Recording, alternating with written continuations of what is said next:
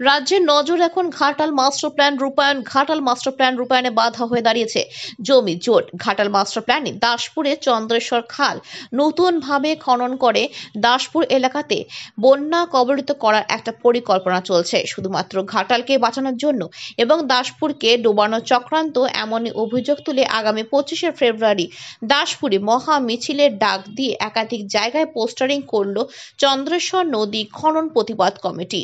Ghatal master প্ল্যানের জন্য রাজ্যে বাজেট ঘোষণা করা হয়েছে 500 কোটি টাকা বরাদ্দ হতে প্রশাসনিক মহলে জোর তৎপরতা ছিল।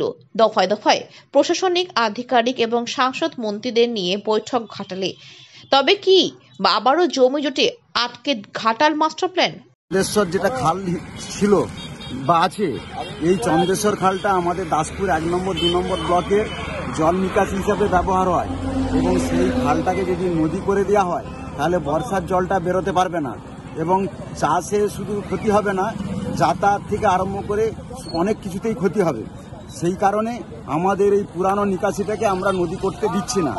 আর ঘাটাল মাস্টার প্ল্যানে যে সব কপি আছে আমাদের কাছেও 2011 সালের জুলাই মাস পর্যন্ত, তাতে এই খননটা নেই, নূতন খননটা নেই, যার জন্য এই নূতন খননটাই আমাদের আপত্তি।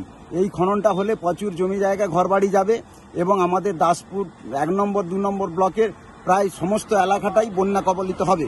এই বন্যার আশঙ্কা থেকে যাতে আমরা রেহাই পাই, যার জন্য আমরা এটা প্রতিবাদ করছি এবং আগামী 25শে ফেব্রুয়ারি মানে 12ই ফাল্গুন এই তারিখে আমরা একটা মহা মিছিল ডাক দিয়েছি।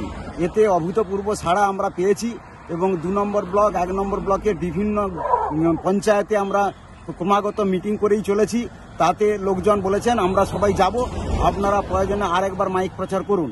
এবং সেইটার পরিপ্রেক্ষিতে আগামী রবিবার একটা বড় সভা আবার ডাকা হয়েছে বাদশার মোড়ে এবং সেই ব্যাপারে এই চন্দ্রেশ্বর খালের মুখ থেকে একবারে হরেকৃষ্ণপুর হয়ে ভূতা বাদশার মোড় বরুণা ওই সমস্ত সারাউন্ডিং এলাকায় ব্যাপক মাইক প্রচার এবং তার সঙ্গে বিকেলে পথসভা আছে, সন্ধ্যায় পথসভা আছে এবং সমস্ত লোকেরাই বলছেন এই এলাকার যে এটা কোনোভাবেই মেনে নেওয়া যায় না।